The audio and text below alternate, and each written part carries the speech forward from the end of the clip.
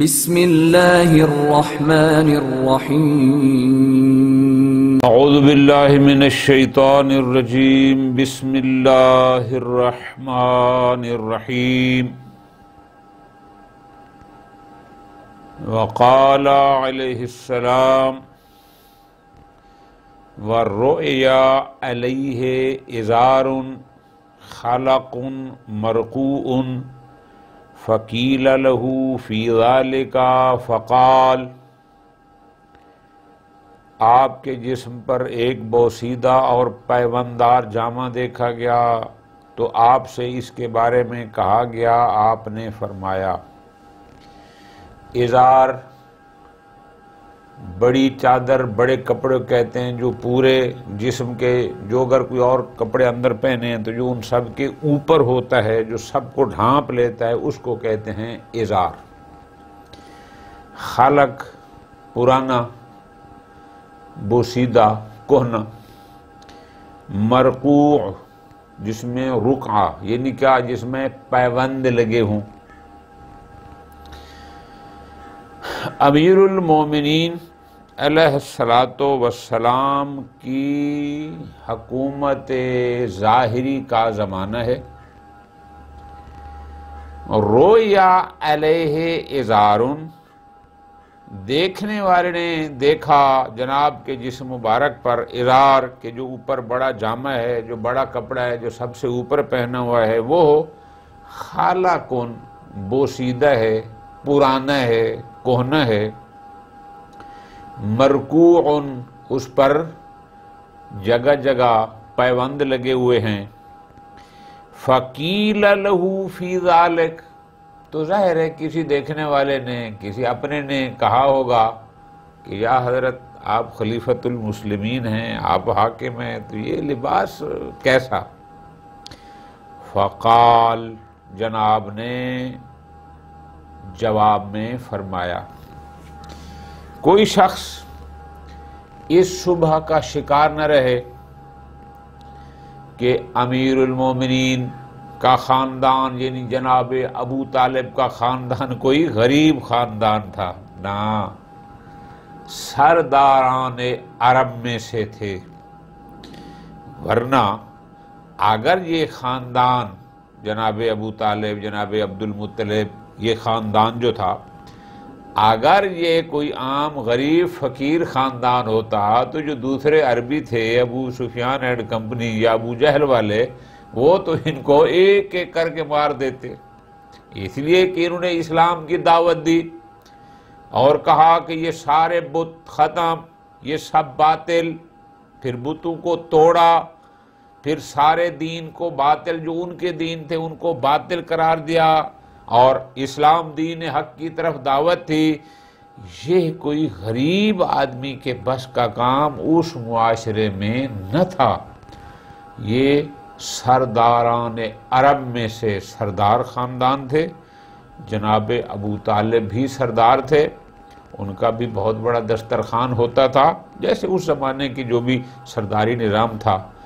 البتہ دوسرے بے دین سردار تھے اور یہ دیندار سردار تھا، جس کی بہترین دلیل یہ ہے کہ جو ہی پیغمبر اکرم صلی اللہ علیہ وآلہ وسلم نے دعوت اسلام دی، ابو طالب کا سارا گھرانہ فوراً لبیک کہتا ہے۔ خیر، جو ائمہ ہیں وہ تو پہلے سے ہی ایسے ہوتی ہیں، وہ علیحدہ موضوع ہے۔ خوب، اب یہ حکومت ظاہری کا زمانہ ہے، ایک بوسیدہ لباس زیب تن فرمایا جس پر پیوند بھی لگے ہوئے ہیں۔ فقیل له فی ذلک، تو دیکھنے والے نے، یعنی ہم اگر دیکھتے تو کیا کہتے، یا حضرت یہ کیا آپ نے لباس پہنے ہوئے ہیں، آپ حکمران ہیں۔ فقال، چونکہ امیر المومنین علیہ السلام کا ہر قول اور ہر فعل یہ درس ہوتا تھا امت کے لیے۔ امیر المومنین وہ شاہانہ لباس پہن سکتے تھے، قیمتی لباس پہن سکتے تھے، لیکن اگر یہ لباس زیب تن فرما کر باہر آئے ہیں تو یقیناً کوئی مصلحت تھی، اور وہ مصلحت امت کی ہدایت تھی، جس ہدایت کو امیر المومنین نے اپنی زبان مبارک سے بیان فرمایا کہ میں نے یہ جو لباس پرانا پہنا ہے، جس پر پیوند لگے ہوئے ہیں، یہ کیوں ہے؟ امت کی ہدایت تھی۔ وہ ہدایت کیا ہے؟ ذرا غور کرو، لطف آئے گا۔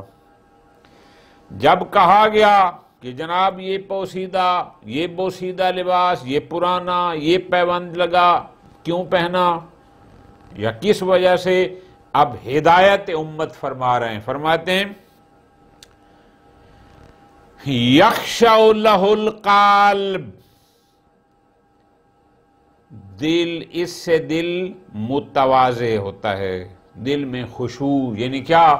ہم دیکھتے ہیں مہنگا ترین لباس جو لوگ پہنتے ہیں، آج کل کے زمانے میں کاٹن کے بڑے مہنگے مہنگے سوٹ آ گئے ہیں، تو ان کی کوشش ہوتی ہے اس پر مٹی نہ لگے، میرے سوٹ کو کوئی ہاتھ نہ لگائے، میں ایسی جگہ نہ بیٹھوں جہاں میرا سوٹ خراب ہونے کا، یعنی لباس سے بھی وہ تکبر کا اظہار کرتے ہیں۔ امیر المومن فرماتے ہیں میں نے یہ کیوں کیا؟ یخشع لہ القلب، دل میں خشوع، تواضع، اس سے دل میں تواضع آتی ہے، دل متواضع رہتا ہے۔ وَتَذِلُّ بِهِ النَّفْسِ، اور نفس رام ہوتا ہے، یعنی وہ جو انسان کے اندر وہ جو نفس امارہ ہے، چونکہ اس میں جب تکبر نہیں آئے گا، اس میں جب غرور نہیں آئے گا، وہ کنٹرول میں رکھے گا، وہ تو اسے کوئی ایسی بات نہیں کروائے گا، ایسی چال نہیں چلوائے گا جو تکبر پر مشتمل ہو۔ اب ظاہر ہے امیر المومنین کے دل میں تو 24 گھنٹے خشوع، وہاں تکبر کا نام و نشان نہیں۔ تو میں نے جیسے گزارش کی نا، در حقیقت وہ ایسا لباس پہن کر امت کی ہدایت کر رہے تھے کہ اگر تم ایسا کرو گے تکبر سے بچے رہو گے، چونکہ فاخرہ لباس بھی بسا اوقات تکبر کا سبب بن جاتا ہے۔ یہ ہدایت تھی۔ آگے فرمایا وَيَقْتَدِي بِهِ الْمُؤْمِنُونَ، مومن اس کی تاسی کرتے ہیں، میں ہوں امام، اور امام صرف کوفے والوں کا نہیں، صرف عراق والوں کا نہیں، میں ہوں بعد از پیغمبر اللہ کی پوری مخلوق کا امام، اور میں جب ایسا کروں گا جو سچے مومن ہوں گے، جو حقیقی مومن ہوں گے، جو زبانی مومن نہیں ہوں گے، جو قلباً اور عملاً مومن ہوں گے، وہ اس کی تأسی کریں گے۔ جب میں ایسا لباس پہنوں گا، اگر کوئی مومن غریب ہے جس کا لباس بوسیدہ ہے، وہ شرم محسوس نہیں کرے گا، وہ کہے گا میرا لباس اگر بوسیدہ ہے تو کیا ہوا، ہمارے امام کا لباس بھی تو ایسا ہے۔ وہ شرمسار نہیں ہوگا، بلکہ وہ اللہ کا شکر گزار ہوگا۔ فرماتے ہیں چونکہ اس کی مومنین یقتدی بہ المومنون، مومنین سے تأسی کرتے ہیں، میں ہوں امام، مومنین کریں گے اقتدا کہ جن کا امام ایسا تکبرانہ لباس نہیں پہنتا، اس کے ماننے والے جو سچے مومن ہوں گے، زبانی کلامی کی بات نہیں کر رہا، وہ اس کی اقتدا کریں گے، وہ بھی ایسا نہیں کریں گے۔ اور پھر جو غریب فقیر مومنون ہوں گے ان کی دل شکنی بھی نہیں ہوگی۔ فرماتے ہیں یہ لباس کیوں پہنا ہے؟ یقتدی بہ المومنون، مومن اس کی تأسی کرتے ہیں، اقتدا کرتے ہیں، جب میں ایسا پہنوں گا تو میرے چاہنے والے بھی ایسا کریں گے، یعنی فاخرہ اور متکبرانہ لباس سے پرہیز کریں گے۔ ٹھیک ہو گیا جی؟ اب آگے پھر سلسلہ ہدایت فرماتے ہیں ان الدنیا والآخرۃ عدوان متفاوتان، دنیا اور آخرت، دنیا اور آخرت، عدوان، یہ دو دشمن ہیں، دنیا اور آخرت آپس میں دشمن ہیں، متفاوتان، ناسازگار، یعنی ان میں تفاوت، جدا، یعنی مراد کیا ہے کہ یہ ایسے دشمن ہیں جن میں کبھی صلح نہیں ہوتی. آپ مرادی معنی آپ یہ لیں گے، یعنی ایسے دو کہ جن کے درمیان تفاوت ہے، اختلاف ہے، بعید بعید، یعنی یہ دونوں کبھی اکٹھے نہیں ہوتے. اب ذرا ترتیب لینا، لطف آئے گا. ان الدنیا والآخرۃ، دنیا اور آخرت، عدوان، جو دشمن ہیں، عدوان تثنیہ ہے یعنی دونوں آپس میں دشمن ہیں، متفاوتان، جو ناسازگار، یعنی آپس میں تفاوت ہوتا ہے، یعنی دور، بعید بعید، اکٹھے نہیں ہیں، جدا، یعنی ممکن نہیں ہے کہ یہ جمع ہو جائیں، بلکہ ایک دوسرے سے مختلف ہیں، بعید ہیں، دور دور ہیں، جدا جدا ہیں. فرمایا وَسَبِيلان، دنیا اور آخرت دو راستے ہیں. سبیل راستے کہتے ہیں، طریق یعنی راستہ. سبیلان، دنیا اور آخرت دو راستے ہیں. مختلفان، جدا جدا. مثلا ایک راستہ مشرق کو جا رہا ہے، دوسرا مغرب کو جا رہا ہے. جدا سے مراد یہ ہے کہ ایسا نہیں کہ دونوں کٹھے ہیں، ایک ادھر ہے اور ایک کا رخ ادھر ہے، مختلف راستے ہیں. فرمایا انشاءاللہ اللہ نے توفیق دی، جب ہم وصایا میں پہنچیں گے وہاں امیر المومنین کی ایک وصیت ہے امام حسن اور امام حسین علیہ السلام کے لیے. وہاں پر دنیا کا ذکر آئے گا تو وہاں پر ہم اس دنیا کے دو حصے ہوں گے، دو قسمیں ہوں گی کہ ایک دنیا ممدوح ہے، ایک مذموم ہے. وہاں بڑی تفصیل سے انشاءاللہ اللہ نے توفیق دی، زندگی رہی، وہاں اس کو پوری تفصیل سے بیان کریں گے کہ دنیا اور آخرت ایسے دشمن ہیں جو کبھی جن میں اتفاق نہیں ہوتا، اکٹھے نہیں ہوتے. سبیلان، دنیا اور آخرت دو راستے ہیں.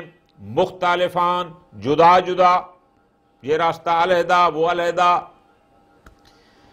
فرماتے ہیں فَمَنْ أَحَبَّ الدُّنْيَا وَتَوَلَّاهَا، جو دنیا سے محبت کرے، جو دنیا کو چاہے گا، وَتَوَلَّاهَا، اور اس سے دل لگائے گا.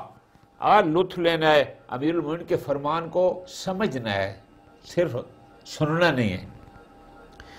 ایک ہوتا ہے دنیا کمانا، کسب معاش، اپنے لیے، اپنی اولاد کے لیے، اپنے ماں باپ کے لیے وہ واجب ہے.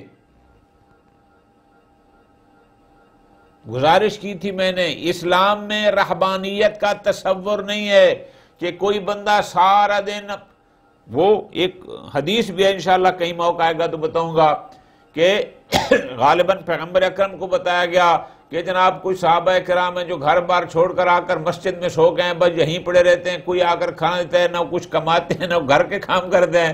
پیغمبر نے ان سب کو ڈانٹ کر وہاں میں نکالا کہ جاؤ اپنا روزگار کماؤ. روزگار کمانا اور ہوتا ہے، اس روزگار کمانے میں غرق ہو جانا اور بات ہے. یہ دو باتوں کو سمجھنا ہے. میں ایک نوکری کرتا ہوں، میں ایک کاروبار کرتا ہوں، میں ایک بزنس کرتا ہوں اس لیے کہ میرا نظام حیات معاش چلتا رہے، میری اولاد کا چلتا رہے، میں اپنے ماں باپ کی خدمت کر سکوں، میں دنیا میں نیک کام، مساجد، مدارس، ہاسپٹل، سکول، جو بھی کار خیر ہیں ان میں کر سکوں، یہ اور چیز ہے. اور دنیا کی محبت اور دنیا میں تولا، دل دادا ہو جانا، کہ دنیا میں ایسا غرق ہو جانا کہ آخرت یاد ہی نہ رہے. کاروبار میں اتنا مشغول ہو جانا پیسہ کمانے میں کہ اس کے پاس نماز کا ٹائم بھی نہیں، اس کے پاس والدین کی زیارت کا ٹائم نہیں، اس کے پاس اپنے بچوں کے پاس بیٹھنے کا ٹائم نہیں ہے. یہ ہوتا ہے تولا، یعنی دنیا میں دل دادا ہو جانا، اس کو سوائے اس دنیا کے اور کچھ نظر نہ آئے.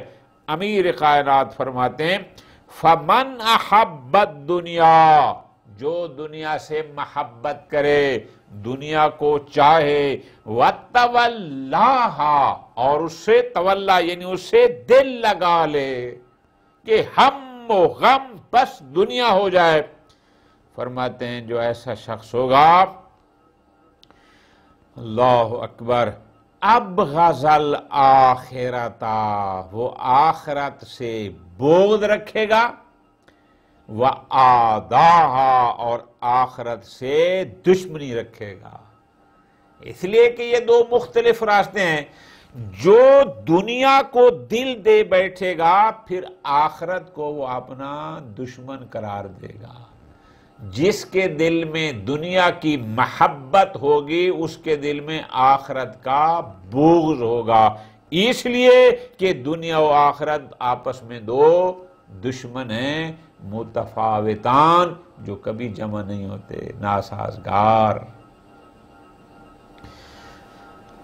آگے فرمایا امیر المومنین نے ہما بمنزلۃ المشرق والمغرب، دنیا اور آخرت بمنزل مشرق و مغرب کے ہے، ادھر مشرق ادھر مغرب۔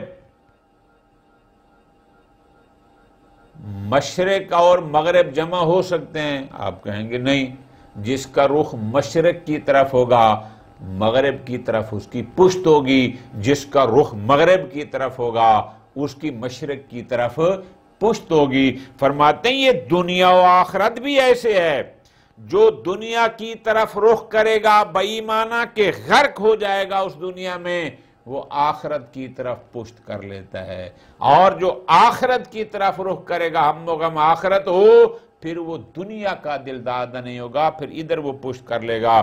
فرماتے ہیں وَمَاشٍ بَيْنَهُمَا،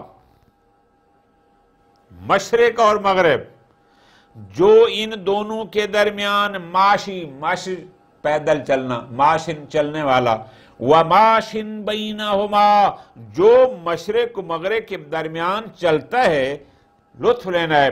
امیر المومنین فرماتے ہیں کلما قاربا من واحد، جتنا وہ ایک کے قریب ہوگا، بعدا من الآخر، دوسرے سے اتنا دور ہوگا، یعنی جو بندہ 100 قدم بطرف مشرق چلے گا وہ 100 قدم مغرب سے دور ہوگا، ہاکذا جو بندہ بطرف دنیا جتنا آگے جاتا جائے گا اتنا آخرت سے دور ہوتا جائے گا، جو جتنا آخرت کی طرف قدم بڑھائے گا وہ دنیا سے اتنا دور ہوتا جائے گا۔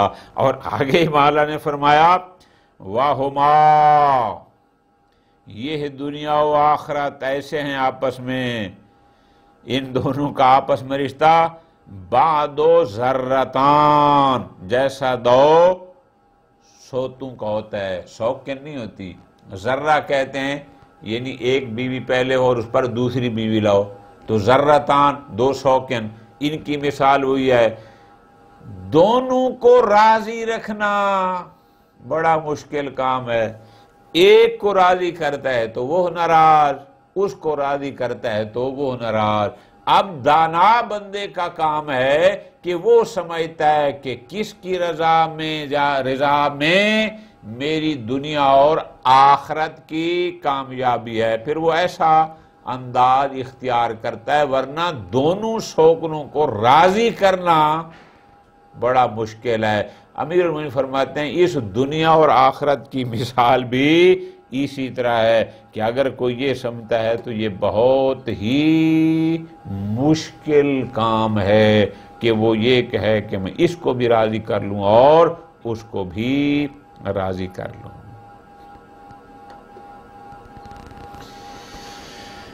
وقال علیہ السلام، ایک اور فرمان مبارک، شاید درس آج تھوڑا لمبا ہو جائے، النوفل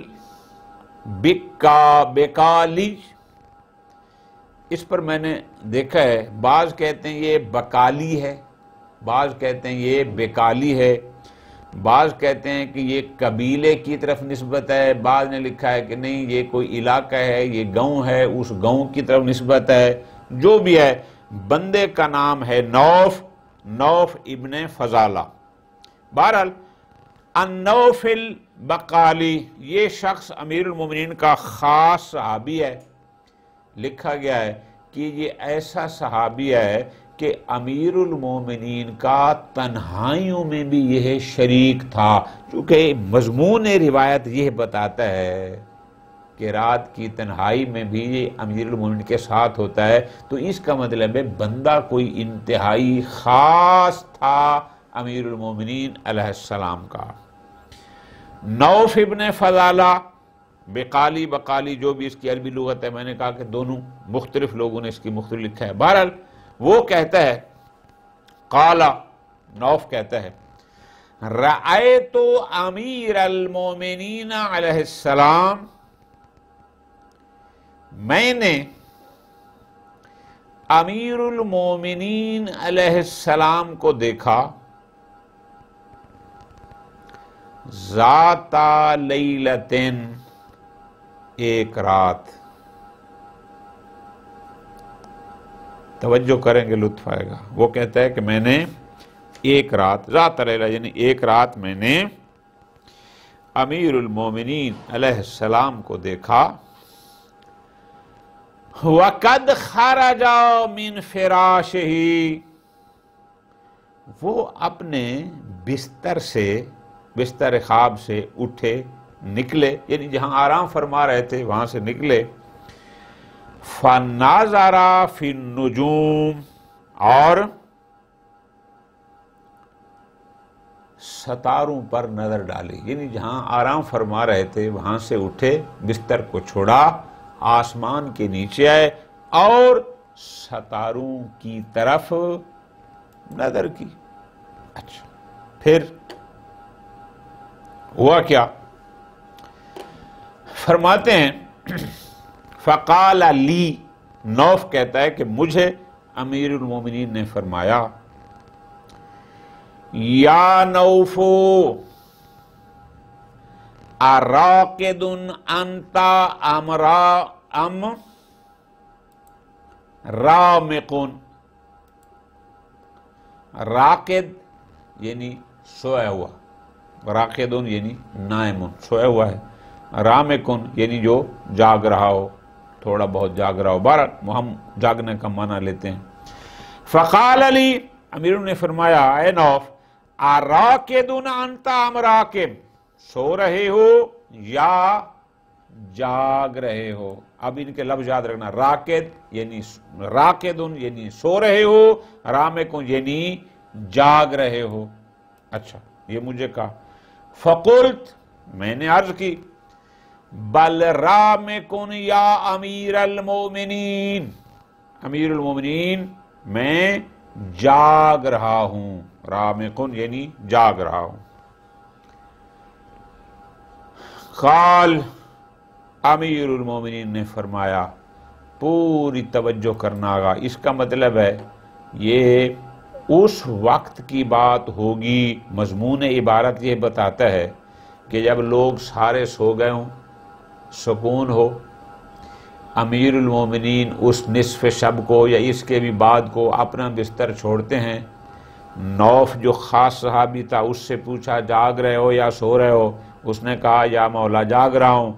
اب نوف کو خطاب کیا، یا نوف، لیکن سامنے نوف تھا، پیغام آنے والی دنیا کے ہر انسان کے لیے تھا۔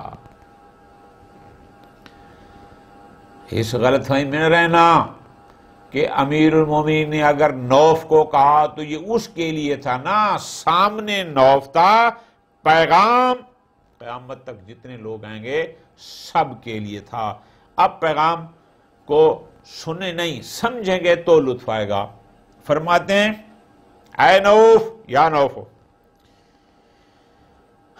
طوبیٰ للزاہدین فی الدنیا، طوبیٰ سعادت ہے، خوش بختی، خوش نصیبی طوبی للزاہدین فی الدنیا، خوشا نصیب ان کے جنہوں نے دنیا میں زہد اختیار کیا،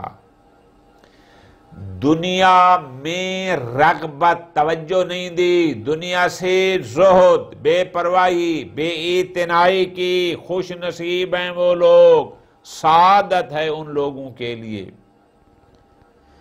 الراغبین فی الآخرہ، اور ہماتن آخرت کی طرف متوجہ ہے، یعنی کیا؟ خوش نصیبی ہے ان لوگوں کے لیے، سعادت ہے ان لوگوں کے لیے جنہوں نے دنیا میں زہد اختیار کیا اور آخرت میں رغبت دکھائی، یعنی آخرت کی طرف متوجہ ہے، جن کا ہم و غم یہ ہوتا تھا کہ ہماری آخرت کیسے بہتر ہوگی، ہم آخرت میں کیسے کامیاب ہوں گے۔ اچھا جی، کون ہیں یہ لوگ جو دنیا میں زہد اختیار کرتے ہیں اور آخرت کی طرف ہمتن متوجہ رہتے ہیں؟ امیر المومنین نے فرمایا، اگر بات کو سمجھنا لطف آئے گا، فرماتے ہیں اولئک قوم، یہ وہ لوگ ہیں، ان کی کچھ نشانیاں امیر المومنین بیان فرما رہے ہیں۔ وہ خود خوش قسمت لوگ کون ہیں، وہ خوش نصیب لوگ کون ہیں؟ فرماتے ہیں اولئک قوم، یہ وہ لوگ ہیں جن کی نشانی اتخذوا الارض بساطا، جنہوں نے زمین کو فرش قرار دیا، بساط فرش، زمین کو اپنا فرش قرار دیا، وَتُرَابَهَا فِرَاشًا، اور مٹی کو بستر قرار دیا۔ یہ وہ لوگ ہیں، زمین ان کا فرش ہے، وَتُرَابَهَا، اور زمین کی مٹی، فراشن ان کا بستر ہے۔ ہمارے ہاں شہر ہے، فرش پر لاکھوں روپے کے مرمر اور پتنی سنگ مرمر لگاتے ہیں، بیڈ بنواتے ہیں، مہنگی سے مہنگی قالینیں نیچے قدم رکھنے کے لیے رکھتے ہیں، اور مہنگے سے مہنگے بستر آرام دہ لیتے ہیں۔ امیر المومنین فرماتے ہیں یہ خوش قسمت وہ لوگ ہیں جنہوں نے زمین کو فرش اور مٹی کو بستر قرار دیا۔ اچھا جی، اور وَمَاءَ طِيبًا، اور زمین کے پانی کو، اور پانی کو طیب، خوشگوار، شربت، میٹھا، جیسے ہم لوگ بہت ساری میٹھی چیزیں لیتے ہیں، خوشگوار چیزیں لیتے ہیں، یہ وہ لوگ ہیں جو اسی پانی کو خوشگوار شربت قرار دیا۔ یہ ان کی نشانی ہے، جو پانی ہے، اس پانی ان کا سب سے بہترین مشروب وہی پانی ہے۔ وَالْقُرْآنَ شِعَارًا وَالدُّعَاءَ دِسَارًا، اور کیا علامتیں ہیں؟ شعار، توجہ کرنا، شعار ویسے اس لباس کو کہتے ہیں جو ہمارے اس لباس میں سب سے اندر ہوتا ہے، جو بدن کے ساتھ، جسم کے ساتھ چمٹا ہوتا ہے، جیسے بنیان وغیرہ جو بالکل اندر ہوتی ہے، جو چمڑے کے ساتھ جسم ساتھ لگی، اس کو شعار کہتے ہیں۔ اور دسار ویسے کہتے ہیں اس کو جو سب سے اوپر والا ہو۔ اب امیر المومنین اس سے جو معنی سمجھا رہے ہیں وہ یہ ہے، وَالْقُرْآنَ شِعَارًا، قرآن کو سینے سے لگایا، وَالدُّعَاءَ دِسَارًا، اور دعا کو سپر بنایا۔ یعنی یہ وہ لوگ ہیں، قرآن ان کا شعار ہے۔ نشانی کیا ہے؟ قرآن ان کا شعار، ان کے دلوں میں قرآن تلاوت کرتے ہیں، احکام قرآن کو پسند کرتے ہیں، احکام قرآن پر عمل کرتے ہیں۔ یعنی مراد کیا؟ سینے سے لگایا، ایسے نہیں بھی سینے سے بس اٹھا کے چلتے پھرتے رہتے ہیں، مراد یہ ہے کہ ان کے احکام کو مانا اور اس پر عمل کیا۔ اتخذوا الدعاء دسارن، یہ وہ لوگ ہیں جو دعا کے سہارے زندہ ہیں۔ دعا سب سے بڑی ڈھال، وہ اٹھیں، وہ بیٹھیں، وہ سوئیں، وہ چلیں، ہر وقت اللہ سے اللہ کی بارگاہ میں دعا کرتے رہتے ہیں، مانگتے رہتے ہیں۔ یہ دعا کرنا سب سے بڑی ڈھال ہے۔ پس جن کا ظاہر دعا، جن کا باطن قرآن، یہ وہ لوگ ہیں۔ اب ہم خود سوچ سکتے ہیں کہ ہمارے ظاہر و باطن میں قرآن کتنا ہے اور دعا ہم کتنی مانگتے ہیں۔ جب تک کسی مصیبت میں نہ پھنسیں ہم اس وقت تک دعا مانگتے ہی نہیں ہیں۔ خوشی کے لمحات میں ہمیں دعا یاد ہی نہیں ہوتی، جبکہ مولا کی فرمان یہ ہے، ثم قرضوا الدنیا قرضا، قرضوا یعنی ترک کر دینا، چھوڑ دینا، قطع کر دینا۔ قرضوا الدنیا، انہوں نے دنیا کو ترک کر دیا، قرضا ایسا کہ علی منہاج المسیح، جناب مسیح کے طریقے پر۔ مفتی صاحب نے اس کا مرادی ترجمہ یہ کیا، پھر حضرت مسیح علیہ السلام کی طرح دامن جھاڑ کر دنیا سے الگ تھلگ ہو گئے۔ مراد کیا ہے کہ جیسے انہوں نے وہ دنیا میں سوتے اتنے تھے جتنی ایک زندہ رہنے کے لیے سونا چاہیے، کھاتے اتنے تھے جس سے نظام حیات چلتا رہے۔ فرماتے ہیں یہ وہ لوگ ہیں جو دنیا کو قرضوا چھوڑ دیا، الگ ہو گئے، ترک کر دیا، جو بھی اس کا معنی لیں۔ اسی طریقے پر علی منہاج، منہاج ویسے کہتے ہیں راستے کو، طریقے کو، کہ جیسے حضرت مسیح اس دنیا سے الگ تھلگ رہے اور بس بقدر ضرورت لیتے رہے، یہ لوگ بھی ویسے ہیں۔ اس کے بعد اگلا جملہ بہت بڑا درس ہے آج کے اس درس میں، وہ یہ ہے، فرمایا یا نوف،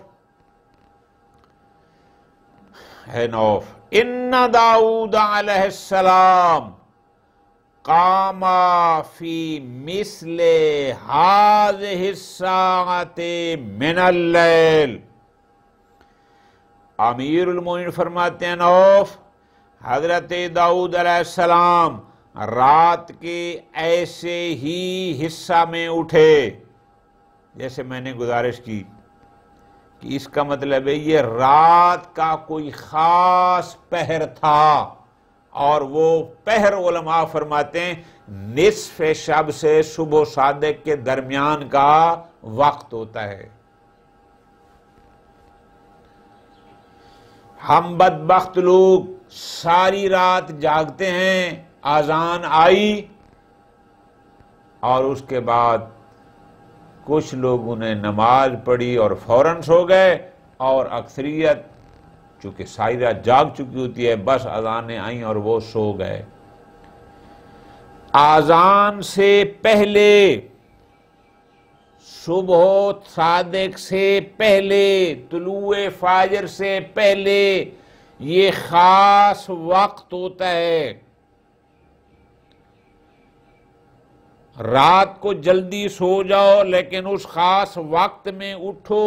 امیر المومنین فرما رہے ہیں کہ جناب داؤد علیہ السلام رات کے اس حصے میں، وہ خاص حصہ یعنی نصف شب سے طلوع فجر کے درمیان کا جو حصہ غالباً ہے، جناب داؤد علیہ السلام اس حصے میں اٹھے۔ فقالا، اور جناب داؤد نے فرمایا، اب ظاہر ہے امیر المومنین جناب داؤد کے فرمان کو نقل کر رہے ہیں، گویا تائید فرما رہے ہیں کہ اس ٹائم جناب داؤد اٹھے تھے اور انہوں نے یہ فرمایا تھا۔ کیا فرمایا؟ انہا ساعتن، یہ وہ لمحہ ہے، یہ وہ گھڑی ہے، یہ وہ وقت ہے، لا يدعو فیہا عبد الا استجیب لہ، کہ جس میں بندہ جو بھی دعا مانگے گا مستجاب ہوگی۔ غور کرنا ہے، نصف شب سے لے کر طلوع صبح صادق سے پہلے کے لمحات، یہ گھڑیاں جناب داؤد نے فرمایا کہ اس میں جو شخص، جو بندہ بھی بارگاہ خدا میں دعا مانگے گا استجیب لہ، اس کی دعا قبول ہوگی، سوائے چند لوگوں کے۔ تقریباً 5 لوگ ذکر کر رہے ہیں، اس جملے کو ملانا ہے۔ امیر المومنین کا جناب داؤد کی بات کو نقل کرنا دلیل ہے کہ امیر المومنین اس کی تائید فرما رہے ہیں، اور خود بھی یہی کہہ رہے ہیں کہ جو رات کے اس پہر اٹھے گا اور جو دعا بھی مانگے گا استجیب لہ، اس کی وہ دعا قبول ہوگی۔ لیکن 5 بدبخت انسان ایسے ہیں کہ رات کے اس پہر میں ان کی دعا قبول نہیں ہوتی۔ امیر المومنین بیان فرما رہے ہیں کہ 5 لوگ ایسے ہیں کہ اس مبارک ترین وقت میں بھی ان 5 بدبختوں کی دعا قبول نہیں ہوتی، باقی ہر کسی کی ہو جاتی ہے۔ وہ بندے کون ہیں؟ ترتیب سے فرمایا اِلَّا أَن يَكُونَ عَشَّارًا، عشار اس بندے کو کہتے ہیں جو ظالم حکومت کا نمائندہ بن کر لوگوں سے ٹیکس وصول کرتا ہے، اور عشر وصول کرنے والا، ٹیکس، البتہ ظالموں کے لیے، عادل کے لیے نہ۔ پہلا شخص وہ بدبخت کہ رات کے اس پہر جس کی دعا قبول نہیں ہے وہ ہے ان یکون عشارا، مگر یہ کہ وہ ظالم حکومت کے لیے سرکاری ٹیکس وصول کرنے والا بندہ، اس کی دعا قبول نہیں ہوتی۔ دوسرا عریفن، عریف عربی میں اس بندے کو کہتے ہیں جو لوگوں کی کمزوریوں پر، عیبوں پر، ناموس پر نظر رکھتا ہے اور پھر حاکم وقت کو جا کر اطلاع دیتا ہے۔ فرماتے ہیں دوسرا وہ شخص جس کی دعا اس وقت قبول نہیں، وہ کون ہے؟ لوگوں کی برائیاں کرنے والا، لوگوں کے عیوب دوسروں کے سامنے بیان کرنا یا حاکم کے سامنے بیان کرنے والا، لوگوں کی عزت اور ناموس سے کو اچھالنے والا، یہ بندہ عربی میں کہتے ہیں۔ 2 ہو گئے۔ نمبر 3 او شرطین، شرطہ عربی میں کہتے ہیں پولیس والے کو، او شرطین، یا ظالم حکومت کی پولیس میں ہو۔ شرطی آپ یوں کہیں گے عربی میں، اس کا جو اصل معنی ہے وہ ہے کہ ظالم کے ظلم میں اس کی معاونت کرنے والا، کہ ایک ظالم ہے، حکمران ظالم ہے اور یہ ظلم میں اس کی معاونت کرتا ہے، یہ تیسرا بندہ۔ چوتھا او صاحبہ ارتبہ، یا وہ شخص جو سارنگی بجاتا ہو، یہ آلات غنا میں ہے، طبلہ سرنگی۔ او صاحبہ کوبہ، کوبہ کیا ہے؟ ہیا تابل، یعنی ڈھول۔ تو پس پہلا بندہ کہ اس مبارک لمحے میں جس کی دعا قبول نہیں، ظالموں کے لیے ٹیکس وصول کرنے والا۔ دوسرا بندہ لوگوں کی عزت و ناموس، لوگوں کی برائیاں کرنے والا، دوسرا۔ تیسرا بندہ ظالم حکومت کی ظلم میں مدد کرنے والا، ان کی پولیس میں ہونا۔ تیسرا بندہ جو سارنگی بجاتا ہو، اور یہ چوتھا، اور پانچواں بندہ جو ڈھول بجاتا ہو۔ یہ وہ بدبخت ہیں کہ جن کا اس لمحے میں بھی جن کی دعا قبول نہیں ہوتی۔ اور یہ بھی کہا گیا ہے کہ نہیں، ارتبا کا معنی ڈھول ہوتا ہے اور کوبا کا معنی تنبور ہوتا ہے۔ بہرحال جو بھی ہیں یہ وہ لوگ ہیں جو آلات حنا کا استعمال کرتے ہیں۔ اللہ تبارک و تعالی ہمیں فرامین محمد و آل محمد کو پڑھنے، سمجھنے اور عمل کرنے کی توفیق عطا فرمائے۔ وصلی اللہ علی محمد و آل محمد۔